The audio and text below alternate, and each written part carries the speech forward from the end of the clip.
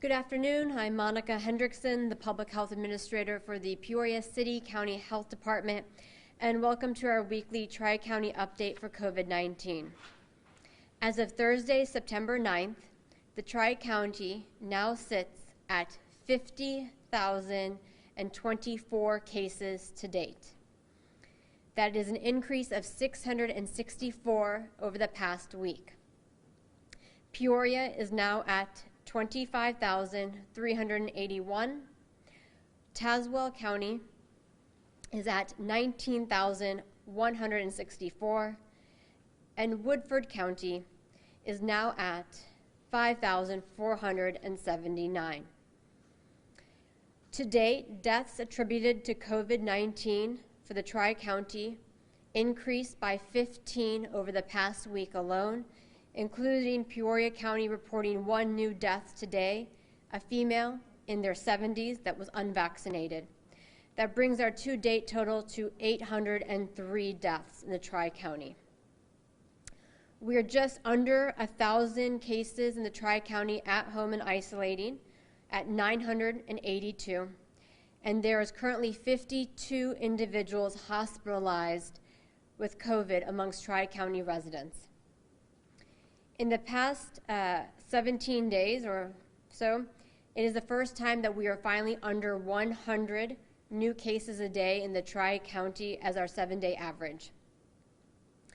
Our ICU usage right now for OSF St. Francis and Unity Point, Central Illinois, is at 23 beds, and non-ICU is at 71. The hospital has reported 1 death in the past 24 hours. Likewise, our vaccinations continue to uptake. We now sit at 49.4% for Peoria County, 41.1% for Tazewell County, and 46.8% for Woodford County. For our speaker today and our focus today, oftentimes we talked about hospitalization, and it seems to be an abstract idea, especially for those individuals that luckily have not experienced that with COVID. But what we are seeing now is that this is an illness of the unvaccinated, and we need to make sure we let our viewers and our public understand the impacts of unvaccinated and what that hospitalization looks like. So with that, today we have Dr. Ravi Kashyap from Unity Point, pulmonologist, to kind of further discuss the care and treatment regarding COVID-19.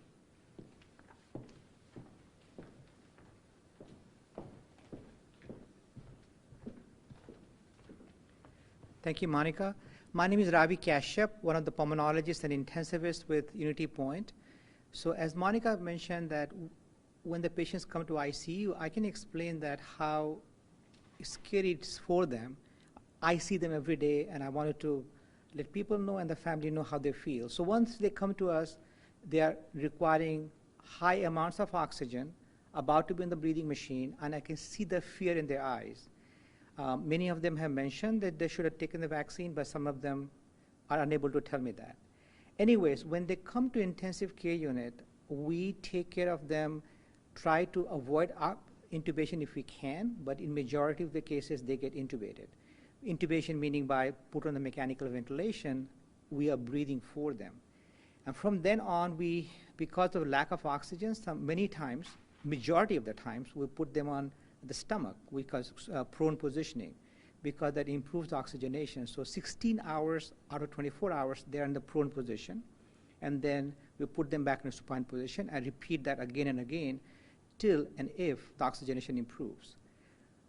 In the process of treating them, because of lack of oxygen, because of many other things, we have seen other organs failing, many times kidneys, liver, many times heart disease. So the other organs start failing. And if you're successful to get them off the breathing machine, we are very happy. But unfortunately, I can speak for intensive care unit.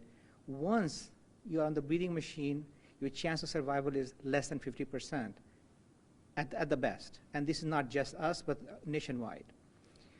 So that's how the patients go through. Emotionally speaking, as you might know, all of you know, the family are unable to see the patients. So the only support for the patient when they're very, very sick is the doctors and nurses. So what that is doing is not only taking the physical toll on the healthcare providers, but also emotional toll, to the extent that many of the nurses, ICU nurses, who have been working in ICU for years and years, finally stopped working. They said, we cannot keep taking it. So what is happening is that the healthcare resources are getting scarce. I'm not talking about the ventilator or the rooms, but the healthcare providers, the respiratory therapists, the nursing. And I'm so afraid maybe if it continues, the physicians as well. What can we do to protect our resources and our health is take the vaccination. It does help. Overwhelmingly, I'm seeing in the intensive care unit, the patients who are admitted are non-vaccinated. There are very few handful of patients who may be vaccinated. Beyond that, because this COVID has been over a year and a half old now, as a pulmonologist, I see these patients coming back to me as with a shortness of breath, inability to walk, requiring lots of oxygen. So what we call long hauler syndrome, one of them is pulmonary fibrosis. It can leave the scar tissue in the lungs, and people are unable to breathe. And it just goes on and on. I did not know last year how long that will last. Now I do. It's permanent for them. More commonly, they are also complaining of fatigue. They are very fatigued. They cannot do what they want to do. They are also noticing that they have some memory losses they cannot explain. They say, I feel fine, but all of a sudden I lose my memory for a second or two. So that's other things we are seeing. So bottom line is, this is the family they need to know what other loved ones are going through when they're in intensive care unit. It's not like you get hospitalized and go home. It's not a big deal. No, the truth of it is, if you come to intensive care unit, your chance of survival is less than 50%. So please, take the vaccine for yourself, for your loved ones, for your children, because you can protect them by making a cocoon around them by taking vaccine. Maintain a social distancing, wear the mask. What we knew, we thought the mask may prevent the infection spread is confirmed. The study came out yesterday from Bangladesh, clearly shows that the masking has decreased the spread of the infection. So please do that. Please wash your hands and help yourself and help us. Thank you. Doctor, you mentioned obviously the importance of getting the vaccine. You see patients come to the ICU, come to the hospital who don't have the vaccine. Do families seeing their loved ones in these conditions, do you see cases of folks being convinced by this to get the shot? We are seeing the mixed bag of it. So many patients, the family, when they see the loved one going through it, they have been convinced to take the vaccine. But unfortunately, I'll be honest, some families, some patients are saying, or the family is saying that, this is not real, or they have many other excuses. We try lovingly to them to try to explain, answer the questions. So no, not all of them are convinced, but many of them are. So you're saying there's one person in a bed receiving ICU care, and their family next to them is saying, this isn't real? Yes. How do you handle that? That seems... So there are a lot of misinformation in the community. So what happens, when I ask them, what do you think it is? And they say just a pneumonia. And, and I don't want to argue with them at that time. It is a pneumonia. It's due to COVID-19. So I try to explain that to them. But then we leave it to that. I mean, I try to convince them, and I tell them that please get tested, number one. Number two, get the vaccination for yourself. And some of them are very clearly, I can say for the last week, one example, this week actually, the wife clearly said, I do not believe in the science, and I will not take the vaccine. Lastly, with that fact, and with those things happening, you personally experiencing it, what would you say to folks who are out there who want to help get the community vaccinated? What should they do? You're obviously facing these issues yourself, but what do you think is the best approach to convincing folks about the effectiveness of vaccine? What I tell my patients, please talk to your doctors. I mean, when the patients come to me or the family come to me, I said, now you are in front of a doctor. Please ask the question. What question I can answer for you? What are your concerns? I think pushing back anybody to take the vaccine will not work. It's giving the right information. And the best thing will be to say, if you have a question, please let me know what the questions are, what your concerns are. And tell them the facts that this may or may not be true, what you're thinking. That's the best approach at this time because and again, I'm speaking from my personal experience with my patients, they clearly say, I do not believe in government. I said, well, believe in your doctors. Don't believe in the government, believe in your doctors. And I'm a doctor, I'm telling you what to do. And I have been able to convince many people, but not all of them. Doctor, you were talking about the long-term COVID and the scar tissue in the lungs. You're finding that this is going to be a permanent thing for some of these people? Yes. As of now, say for example, they were infected, say, June last year, and I see them with the scar tissues now, that will be permanent. The scar tissue will be permanent? Yes.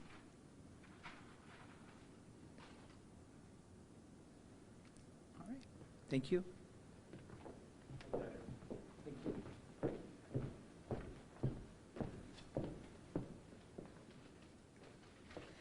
I'll open up to questions. So, given that you've said that this is a pandemic of the unvaccinated now, I guess one thing I've been wondering is, will the local health departments at any point start releasing a breakdown on the number of new cases, who's vaccinated, who's not, deaths, who's vaccinated, who's not? The question being, will we start kind of breaking down our data much more granularly about vaccinated versus unvaccinated? This is something that we were talking about actually on the state call even about sharing that data and being much more transparent. The difficulty is that with the upcoming booster vaccinations for especially individuals that are immunocompromised or possibly over that 8-month period, that's going to change your vaccination status. There's a medical terminology for if you are fully vaccinated. And so I think part of that is waiting to understand what that definition change is going to look like, how we are going to capture that data meaningfully before we start breaking it down further. But you would say that breaking it down further might be helpful in illustrating just how much impact the vaccine can make. I definitely think breaking down those that are vaccinated versus unvaccinated to just fully understand that picture. I think both hospital systems, I know in their social media, do a fantastic post where they legitimately show you how many that are hospitalized are there and how many are vaccinated versus unvaccinated. I think our data even is also can be shared in a meaningful way. Likewise, I think what's challenging for us is that we look at that data and, to the pulmonologist who sees it day in and day out, that severe case, what can be frustrating to us is that, again, majority of our cases are people that are eligible for vaccination. Right now, everyone that is hospitalized for Peoria County residents are eligible for the vaccine. And so, again, it's that confusing. How do you balance the fact that there is something that clearly has been proven to work time in and time again, and yet we are still having these conversations with individuals about the science behind it, the impact of it? It's really hard to kind of make that connection. We asked last week about, continued issue of kids that are under the age of qualify, under 12, and people are still curious when this will come. Is it still fair to say next year, or what would you say you think is the So the question being about vaccinations for children, I think the next age group that most likely will be released will be the 5 to 12 age range. And I know Pfizer's CEO has come out and said end of October, early November is the timeline they're going for. I think after that, then you're looking for a younger age range. And a lot of this has to make sure that we're talking about, again, a very vulnerable population that we want to protect and make sure that, these kids and parents that have volunteered their children to be a part of these studies. I mean, let's talk about living angels right there to do that. But also to make sure that the data is robust enough for us to have that follow up and understand kind of what those impacts are. Again, I think all of us are waiting for that, and we should see a lot of shifts in policy once we can get more and more individuals, especially in age range that can transmit heavily, to get vaccinated. But the day the FDA and CDC say, yep, go ahead, could the Tri-Counties say, yep, we'll do it right now, we'll get vaccinated this age group? So I think there is a lot of steps that need to happen. So first and foremost, FDA approval. So FDA comes out, and we saw this with the vaccine last year too. When the FDA approves it, there is a group known as ACIP, the Advisory Council, that will actually go in and give kind of the recommendations about how you dose, when you dose, what other things you need to consider when you are administering the vaccine. And usually, once that is released, stating orders get updated immediately, and we can start the process. Speaking of children, can you talk a little bit about the Test to Stay initiative that certain school districts like District 150 is participating in? 14 days when they come into contact with someone with the virus? So the test to stay is an option that is only available to schools that have a universal masking policy in Peoria County. And so those are schools that, regardless of your vaccination status, you're universally masked. What that allows the schools to do is, because we recognize the importance of in-person learning, we recognize that some of our mitigation levels have to change. So last year we were very big about 6 feet. Now to allow for in-person learning, we say 3 to 6 feet, or 3 and less, depending on other mitigation levels, such as universal masking. So when a school opts to do universal masking, what we are able to say is that if a child's exposure to COVID only happened in a school setting, in a classroom setting, then they can actually stay in person as long as they are tested frequently. And it's a testing cadence of 1, 3, 5, and 7 days. As long as those tests come back negative, that kid can stay in school. But the key is the exposure has to happen in a classroom setting. So, two girls are best friends, they see each other outside his classroom, and that's where the exposure happened, they would not be eligible for it. But if they're in the same classroom and that's the only point that they were most likely interacting with each other, then they would be eligible for that type of that testing schedule. And do you know any other schools besides Peoria Public Schools that are doing this? So Peoria Public is the first school to do the test to stay, and that's partly because they actually got testing capacity last year. So they had it in place, they were using it. A lot of our other school districts are coming online with testing right now, and so when they have those available, they'll be eligible to use it as long as they are universally masking. And I know the testing in schools has been a big issue for a lot of districts.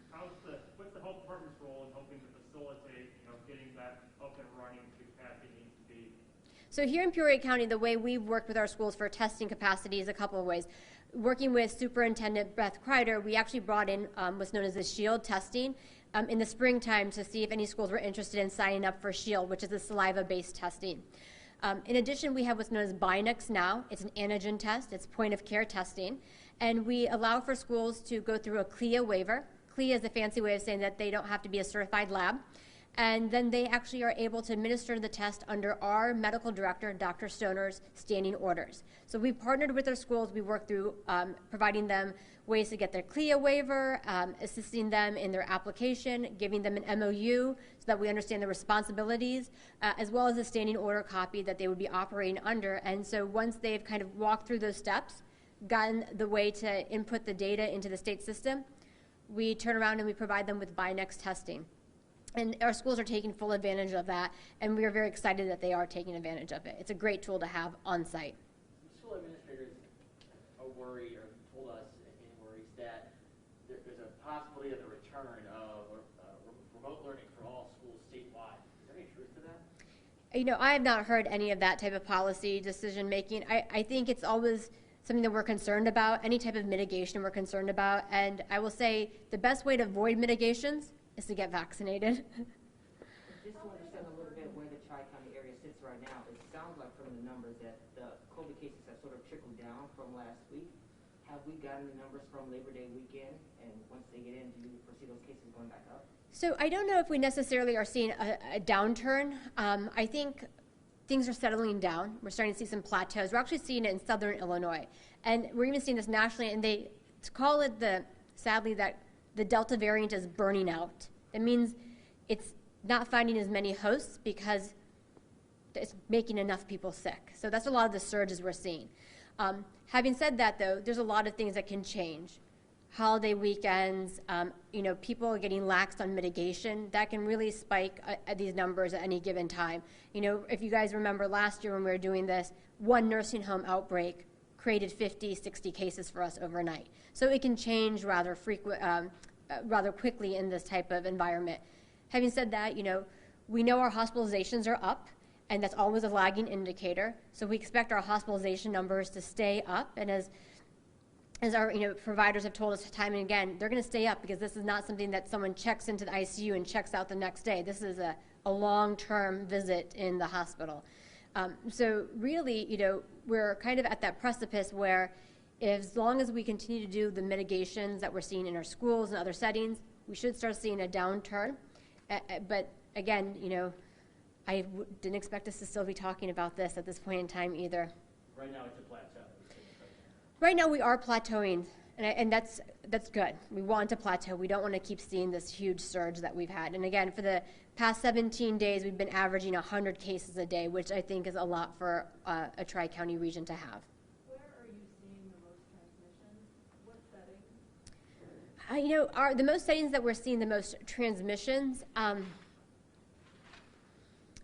that's a hard conversation to have. I would say where we're seeing the most of the cases is in our younger population. So some people would kind of equate that to mean then transmission is happening in a school setting, but it's not. It's actually happening in everything outside of the classroom setting, which is, again, the request we always have had is that the burden falls so squarely on our superintendents. It's unfair for them. You know, parents, other club sports, other activities need to shoulder the fact that for our schools to succeed in having in-person learning, kids need to be following those mitigations, getting vaccinated across the board. You know, they're doing everything they can in the building, but then when they leave the building and they go to a dance team or what have you, and all mitigations go away, you're then just bringing it into a school where now they're quarantining and having to exclude so many students. So, so we're seeing the largest numbers in our under 19 population, but it does not necessarily equate to that we're seeing transmission in school settings. So the under 19 population, what percentage is in the under 19 population? Just over 30% 30%. of our And that's active for all- cases. Okay. Yeah. And then the mandatory testing for teachers, how big a burden has that been on you guys? Because the school suddenly had to come up with testing, frequent testing for these teachers, and unlike Peoria Public Schools, most of the districts did not have it. How hard is it going to be, and has it actually started in some of these school districts? Well, it has not started yet in the school districts, partly because the governor did extend out the deadlines for that. I think the burden is a mix. I would say the group that shoulders the most burden is our superintendents for our school districts. They're trying to juggle a lot, and this was another added thing for them to juggle unfairly. For us, it's been processing paperwork, getting a lot of follow-up, and getting testing out to them as fast as possible. But it is a large concern, and I think the other concern, too, is that Binex now is an antigen testing. It's a point-of-care antigen test, and it's limited, and so it needs to also be prioritized in school. So really, you know, we want these tests to first go to symptomatic students so that we can see if they have COVID or not necessarily used for employment screening purposes. And so if the supply runs out or gets any lesson and we have to prioritize more and more, it's going to be really difficult for our schools to find additional tests just for employment reasons. And so again, the group that doesn't have to do testing are vaccinated individuals. When do you guys expect that to begin then? You know, I think right on track of when the governor's order starts, we'll see some of that. You know, a lot of our schools, though, you know, when we were in February, when we started the vaccine campaign, we had a lot of teachers sign up for vaccinations. So we do feel that there is a larger percentage of our teaching staff that are vaccinated. Now, the key is it's school personnel, and that's not just a teacher. That's anyone within the school setting. And so you can imagine that that's now going to groups that may not have necessarily been first and foremost in those lines to get vaccinated. So we know there's going to be some discrepancy between actually staff, teaching staff versus other school personnel. Has the governor's orders pushed, do you think, some people to get it? I think so. I do think the governor's orders have pushed some individuals to get it. I think part of it has been, you know, just again, that gradient of where people were sitting on getting a vaccination. Was it today? Was it tomorrow? Maybe it helped move the process along. But I think at this time when we talk about vaccinations, we're looking at any type of tool in our arsenal to get more and more people vaccinated. And with other industries mandating it, have you guys seen more people requesting the vaccine? We definitely have seen more people requesting the vaccine, and I think our numbers have shown it. You know, the fact that we're getting closer to 50% fully vaccinated in Peoria County, for a very long time we were sitting at 43%, and then when when OSF, St. Francis Medical Center, and Unity Point made their announcement, I think we saw another jump to 46%, and then I think we saw another jump to 48%. So I think we are seeing those incremental changes once policy decisions have been released. Do you think that this is the only way that we're going to get the majority of the population vaccinated, is mandates like this? Do I think it's the only way? For the last stragglers, perhaps, but I think to what our physician here also shared, and what our groups, previously has also shared, is the fact that there's also a group that's just not going to get it. But I think any type of way we can communicate and help people understand, because even as an employer, if you think about it, you have a staff individual that now has a long-lasting health issue from COVID because of permanent damage to their lung. As an employer, you're looking at for your well-being of your staff, and vaccinations are going to be a key way to protect your staff as well. So, I think these type of policies are going to be what we're going to see more and more to push us over kind of that final line. Speaking of the unvaccinated, I think nursing homes have been kind of like lagging behind. I think we had statistics that showed some of them were less than 50% of their staff. How are they doing with the Delta variant? We've luckily have not seen a lot of outbreaks in our nursing home settings. We've seen one-off cases here.